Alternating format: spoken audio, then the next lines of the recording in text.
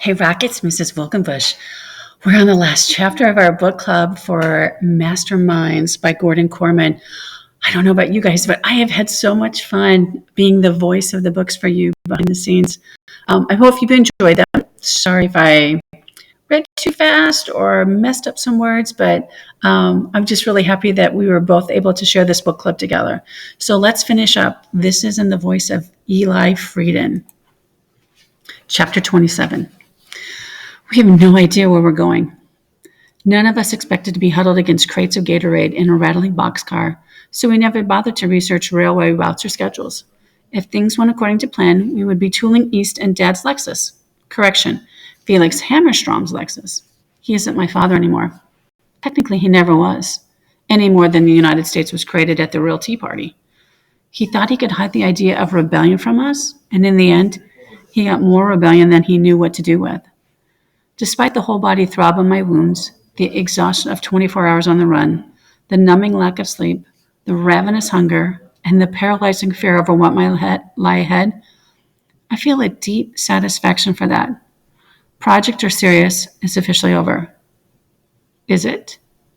Amber's not quite so sure. The whole point of a Sirius was to raise us in an ideal environment.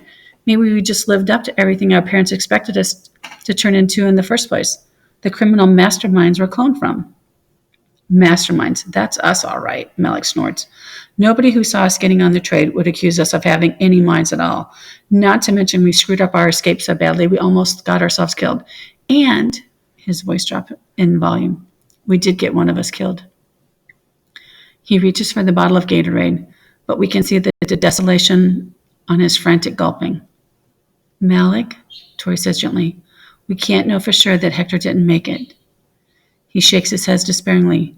Even if he was with us, we could have never gotten him on the train. He would have wimped out, just like he wimped up dropping off the truck.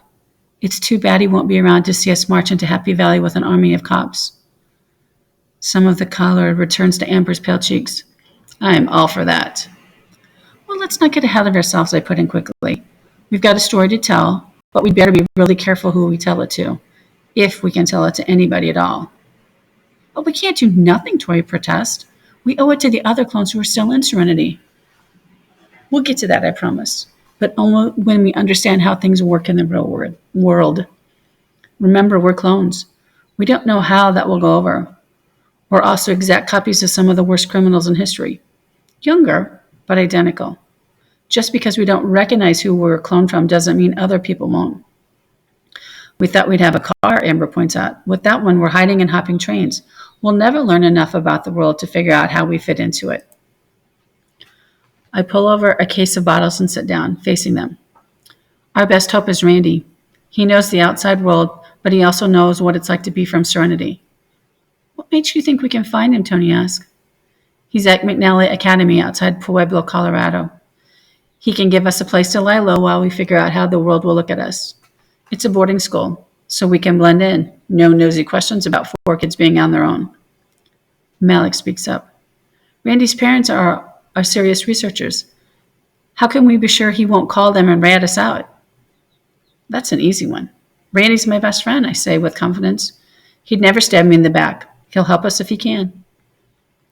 I thought I'd never want to walk again, but after a few hours on the boxcar, I'd give anything to stretch my legs. It's in the middle of the night now, and we still haven't come to a single town. I'm conjuring a murky version of the map I saw that time on the plastics factory internet. I remember that the rail line splits into the eastern part of New Mexico. One branch continues east, the other curls north into Colorado. That's the one we need if we want to end up somewhere near Pueblo. But we won't know which route we've taken until we stop at the station. It's one more variable to sweat over, as if we need another reason to sweat in a boxcar. Malik pulls a fresh case of Gatorade off the pallet, tears it open, and tosses a bottle to each of us. I make no move to catch it, and the container bounces painfully off my face, rolling along the floor of the car. The others share a laugh at my expense, but I barely notice. I'm staring at a sheet of newsprint sticking to the skid at the base of the pallet. It's from a paper called San Bernardino Sun. The banner headline blazes. Bartholomew Glenn denied parole. Something is ringing a bell in my head. But why? I've never heard of this guy. How could I? News story about crimes are never allowed to reach kids in Serenity. It's the town's primary mission. I snatch up the page and begin to read. Bartholomew Glenn, the notorious crossword killer, was denied his first petition for parole today. The brilliant but twisted Glenn is currently serving 9 consecutive life sentences for 9 grisly murders. The nickname crossword killer comes from his habit of taunting the police with clues to his hideous crimes in the form of extremely difficult crossword puzzles. And then some of his letters in the headline kind of fade out, and I see clearly as if it's projected on the wall of the boxcar. Bartholomew Wiljan Araros. The shock is so total, so horrific, that it's a few moments before I can explain to the others that it's not a direct hit with Gatorade bottle that has made me pale and shaking. This is the mysterious name on the paper we photographed on the conference table in the factory. There is only one reason why the name of the crossword killer would appear on a document in the very nerve center of Project Osiris. He was one of the criminal masterminds who served as DNA donors for our experiment. One of us is cloned from Bartholomew Glenn. Our devastation is total. Sure, we were cloned from bad people, but since we never had a name before, I guess we all pictured a cartoonish figure in jail somewhere, maybe even wear a striped suit. In this vision, the guy, or girl, was a lawbreaker, yes, but also sort of harmless, because how much harm can you do from the prison? Bartholomew Glenn isn't harmless. He's a psychotic killer with 9 innocent people on his conscience.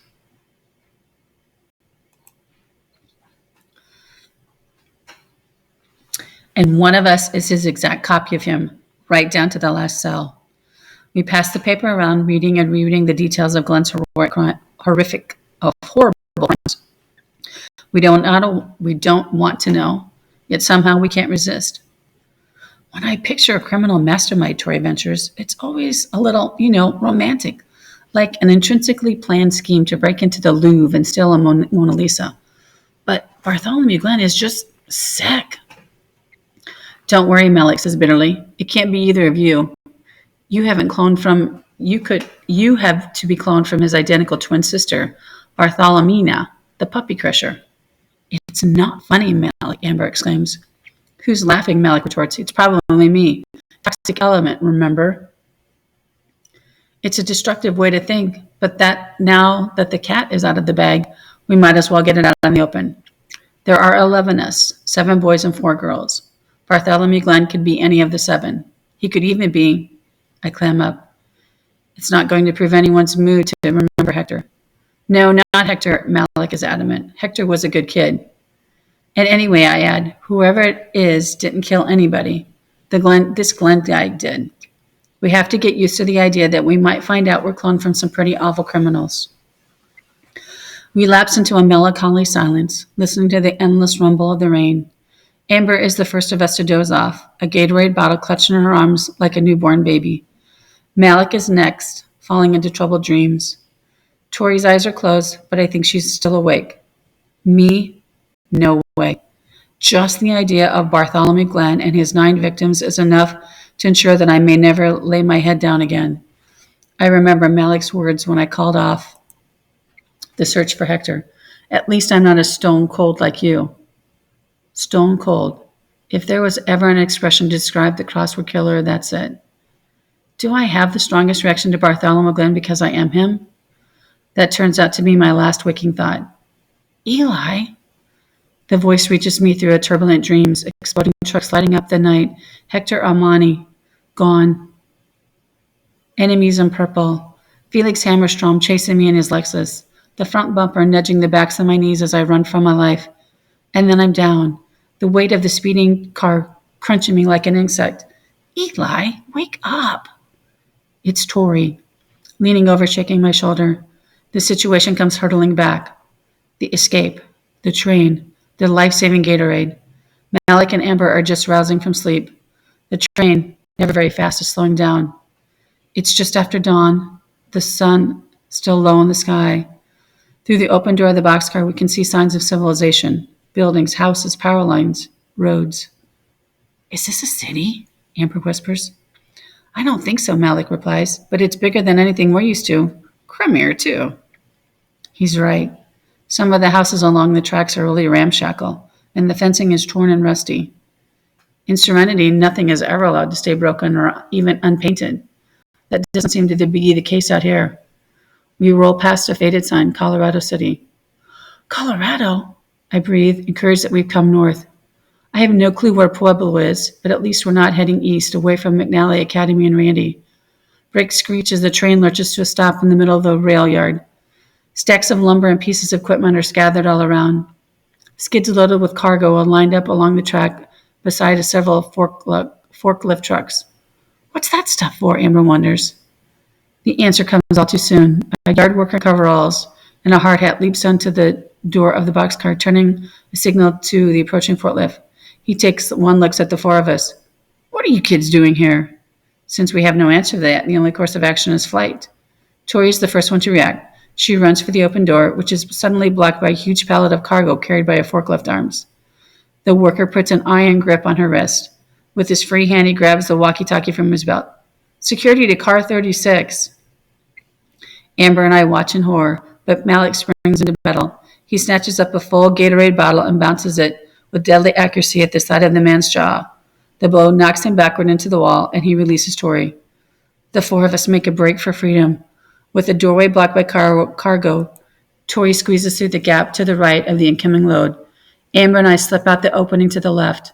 The worker reaches for Malik, who drops to the floor and tries to roll under the arms of the forklift. He almost makes it. The pallet descends, and he's trapped beneath it, screaming for help. Tori and I reach in to try to pull him out, but his legs are stuck and the wooden skid slowly comes down.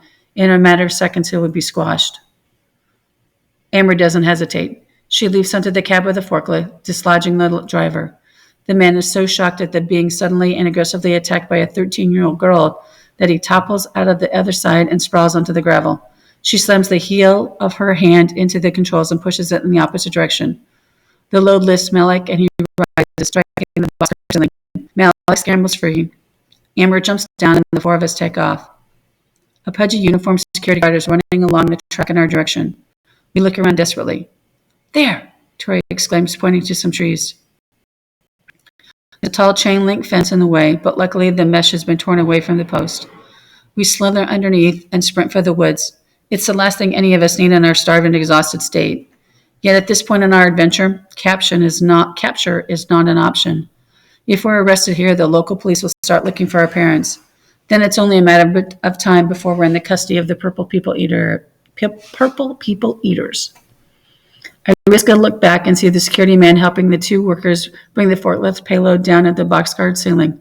I guess railway business is more important than 4 stowaway kids. But as soon as the cargo is where it's supposed to be, they might come after us again. We have to act fast. Abruptly, the woods come to an end, and we blunder onto a busy street. Tires squeal as a big SUV lurches to a halt 6 inches from my chest. The driver leaps out from behind the wheel, white-faced. Are you kids okay? Sorry, I blurt, and we hustle back onto the sidewalk. We've only been in this town a few minutes, and already we've been caught, chased, and almost run over. Has our Serenity upbringing left us so clueless that we're doomed to blunder from near miss to near miss? How long before one of those close calls turns into a real disaster? Right now, the odds of us making into the outside world seem like 1,000,000 to 1. The sights and the sounds are overwhelming. Car horns and faces of so many people we don't know. The road is filled with more vehicles than we've ever seen and all in one place. I struggle to make sense of where I am. It's not a big city, but both sides of the road are lined with stores, restaurants, and people coming and going. This must be the downtown. My eyes fall on an older car parked at the curb.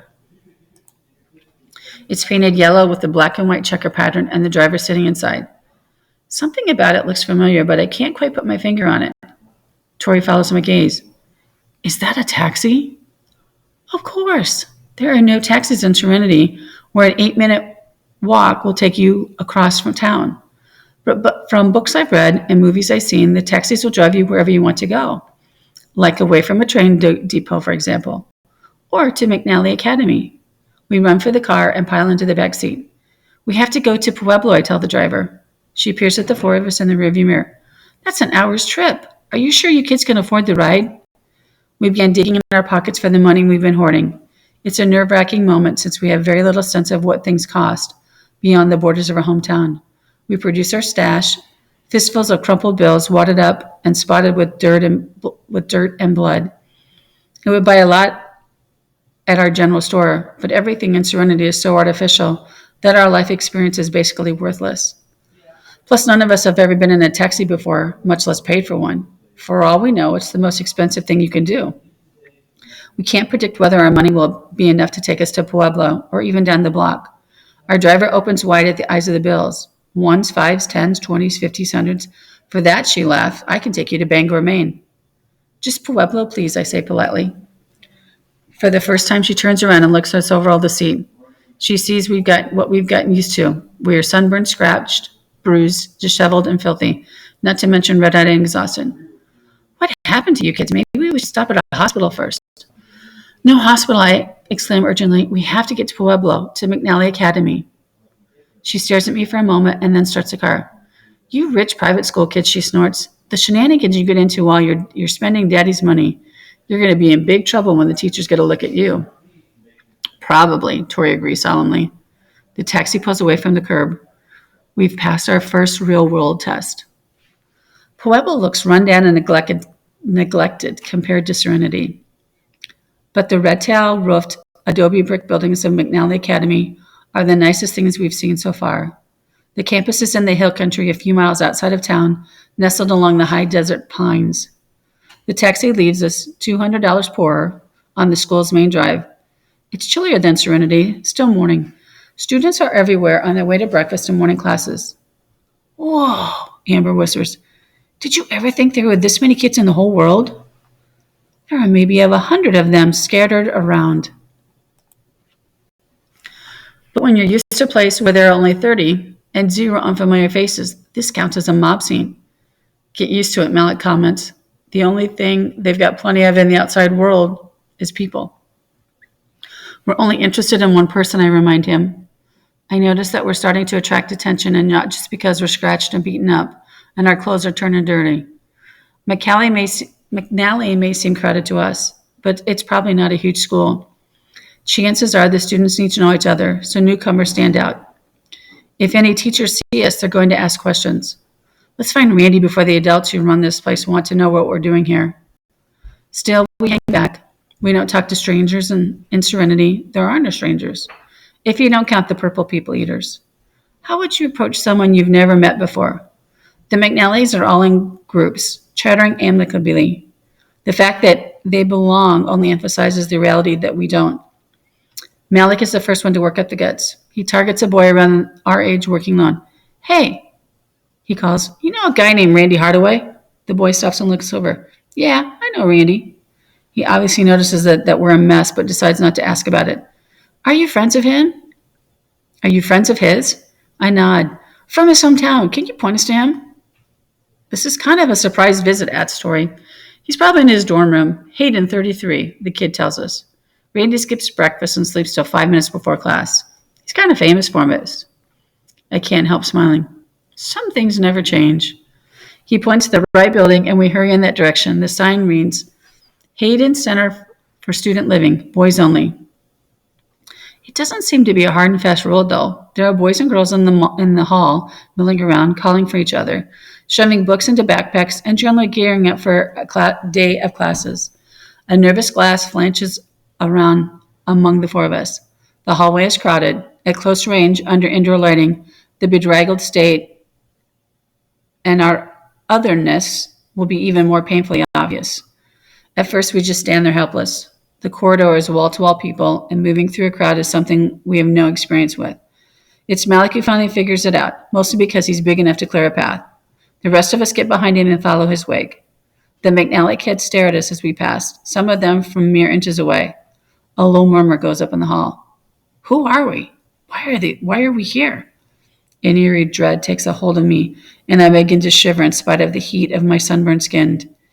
In my mind, I'm thinking, this is what it's like to be a clone in the real world, a strange curiosity. Not quite human, not quite acceptable, possibly dangerous. I tell myself no one else can know. We're the focal point because we're battered, ragged strangers, not because of the invisibility history of our birth. But I can't escape a deep foreboding that people will be looking at us for all of those other reasons soon enough. Malik stops dead, and the three of us bump into him from behind. Here it is, he tells us. Room 33. He steps aside and I knock. The report of my knuckles on the wooden door echoes in my head, reverberating from temple to temple. The kids in the hallway gather around like this is the 18th hole of the championship golf tournament. For the first few seconds, nothing happens.